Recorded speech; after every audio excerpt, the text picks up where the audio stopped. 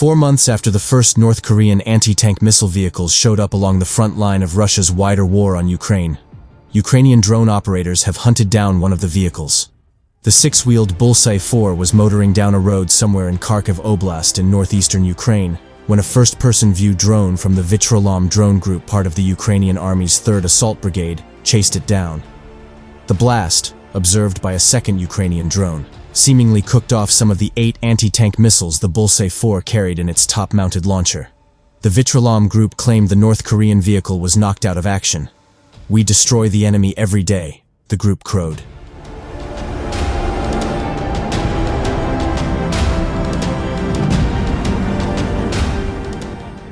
It's the first confirmed strike on one of the growing number of fire support vehicles North Korea has deployed to the front line of the Russia-Ukraine war, alongside thousands of North Korean infantry.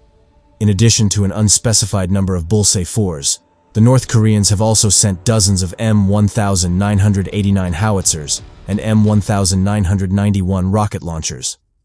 North Korean reinforcements are indispensable to the Russian war effort, hurling assault group after assault group at Ukrainian positions in a desperate effort to take, or retake, as much territory as possible before the inauguration of U.S. President-elect Donald Trump potentially upends the politics of the wider war in late January.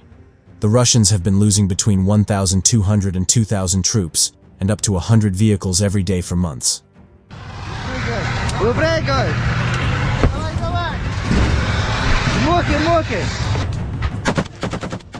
The record casualties exceed the Kremlin's capacity to recruit, train, and deploy fresh troops, and build or restore from long-term storage replacement armored vehicles. Total Russian losses after 33 months of hard fighting might exceed 730,000 killed and wounded troops and 15,000 pieces of destroyed, damaged, abandoned, and captured heavy equipment. Ukrainian losses are much lighter.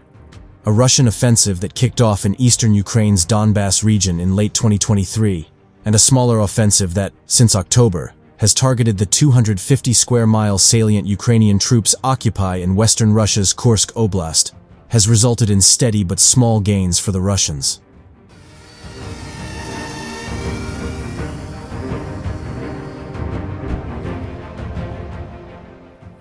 But catastrophic casualties have robbed Russian regiments and brigades of momentum.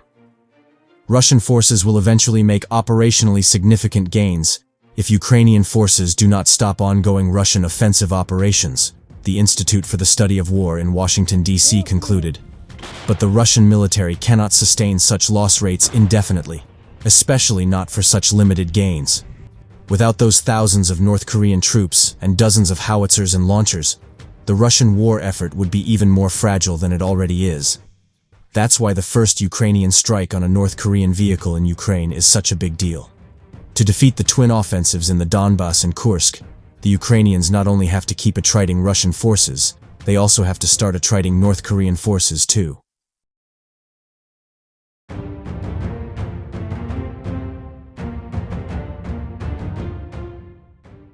Russia is losing 138 troops per square mile gained in Ukraine, according to a Russian offensive campaign assessment by the Institute for the Study of War, ISW.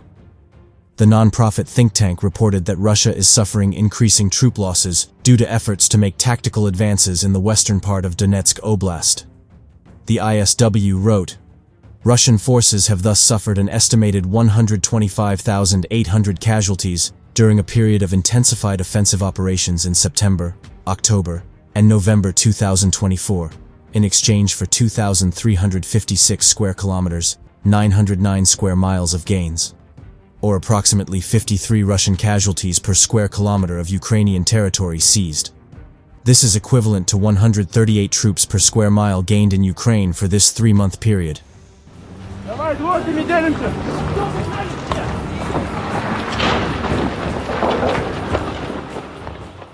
In a statement to Newsweek on Friday morning, the ISW said, Russians can either serve in uniform in Ukraine or work in Russia's domestic economy, but they cannot do both simultaneously.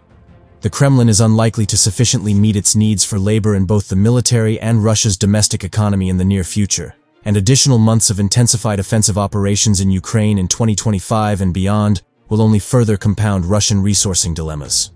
Despite significant manpower losses, Russia has made inroads in terms of gains in the Donetsk region recently, as they seized territory near Toretsk, Pokrovsk, and Kharkov earlier this week.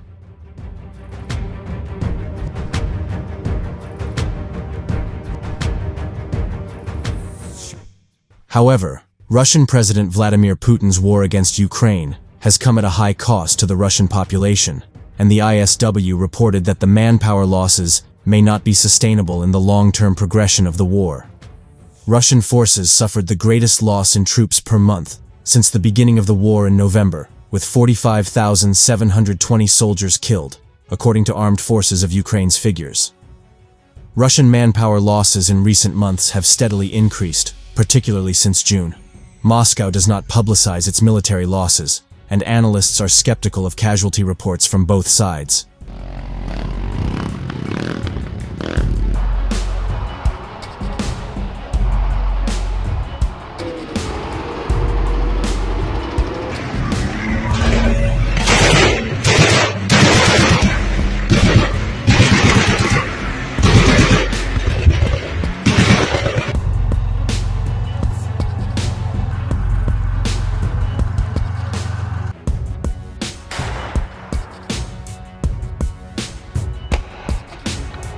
Still.